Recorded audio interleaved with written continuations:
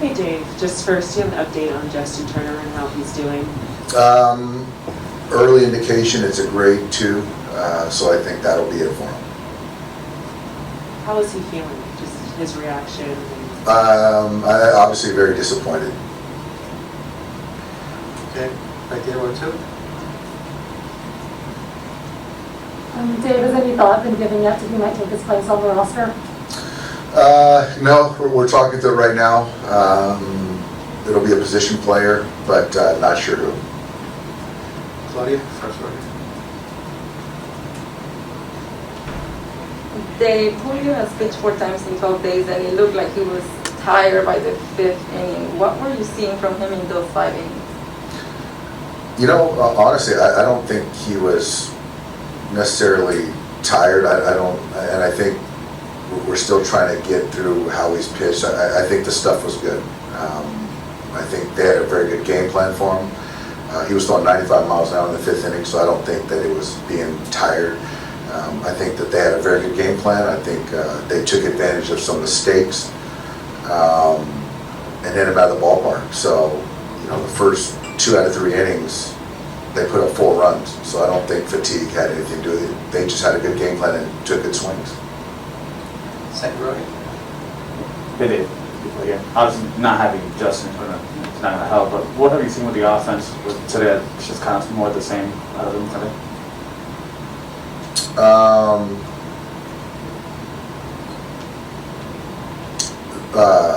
You know, Smiley came in after the clean inning from Chavez, 3 innings, and it was all curveball.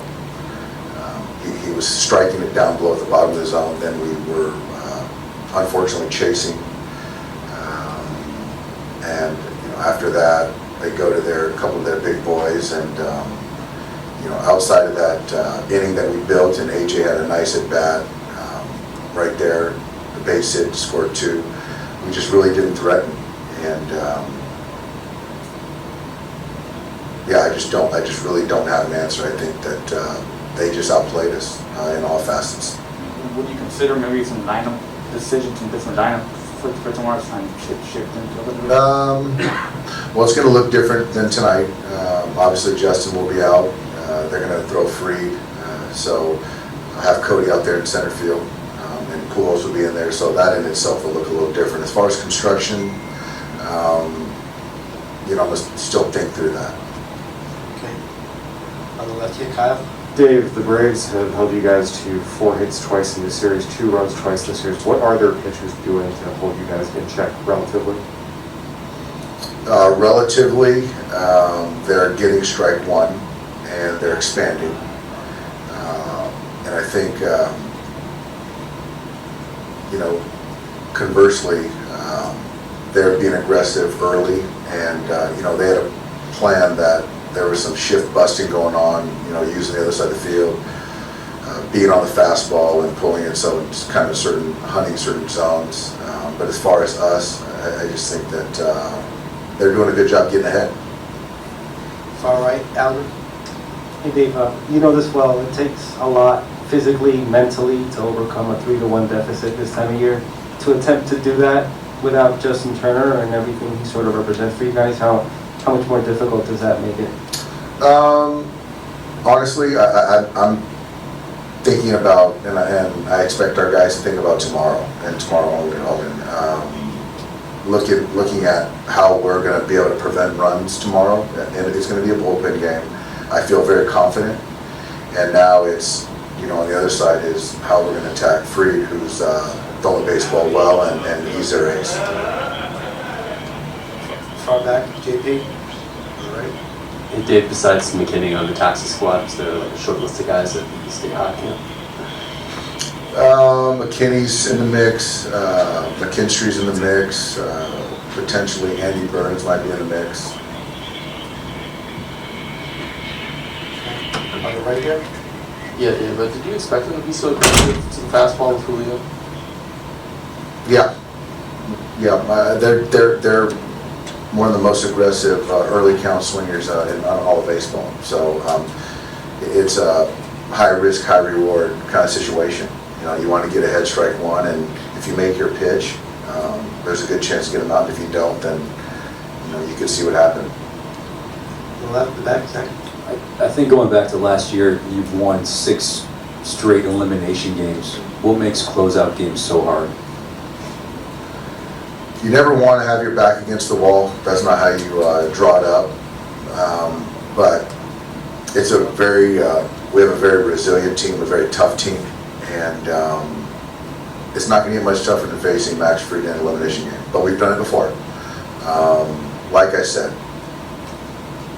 we got to win tomorrow, and I really believe we're equipped to win tomorrow's ball game. Straight back, Andy. Dave, I understand momentum is like a fickle concept in baseball, but how do you account for the offense's inability to string together even 2 productive games in a row this postseason? That's a very fair question. I know it's not from lack of work and preparation. So the last part of it, and most important, is execution. And Andy, I don't have an answer. Every time I write the lineup out, I feel very good about our club and how we match up, and track records and what we're going to do that particular night. But it just hasn't been as consistent as I don't think anyone expected. So it's not. It is what it is, and I guess it's. We got to change that. We got to change that, and the only way we can do it is tomorrow. So I wish I had an answer. Believe me, I do. But again, Fried isn't going to feel sorry for us. He's going to go for the jugular. He's got great stuff, and we got to compete. And to the question earlier, our backs are against the wall, and no one's going to feel sorry. We got to find a way to stress them, get guys on base, and push them across. That's just the bottom line. Far left, Stephanie. On the broadcast tonight, they said that, I guess last night in the 8th before the comeback, you had started preparing the speech that you were going to give about coming back. I know at this time of year, these guys don't really need a pump-up speech, but do you plan to say anything? No, I don't. I think that our guys know what's at stake and how important tomorrow night's game is. All the way in the back on the left, Bill. Yeah, Dave, to push back a little bit on what you said about Urias and fatigue, you did say more than once that when you use a starter out of the bullpen, there's a cost to be paid. Both of the guys that you've used out of the bullpen have then pitched very poorly in their next start. You don't think that's the cost that's related? I mean, there's a potential cost. I mean, I don't think anyone knows. There's been starts where Julio hasn't pitched well on regular or extra. For me, it's looking and talking to the player, the pitching guys, and seeing the stuff. I just don't see the stuff tonight was compromised. I think that you look at the 0-2 pitch to Rosario, and it's a guy that he knows he should handle, and he had his way with him. And there was a fastball in there to Freddie, and I just thought the stuff was really good. There might have been some misses, which certainly there were, but I think that if you're talking about where Max's stuff, I think, was certainly compromised in his outing in Atlanta. I don't think, and I guess Julio's the better person to ask, and there's just no one perfect way to answer that. All I know is that what I can see, and I just didn't see the stuff compromised. I didn't. The last one here in the middle on the right. Obviously a similar situation to last year, but in this case, you'll have to go to Atlanta and win too. So how much more bleak is this year than last year? I'd love to go to Atlanta.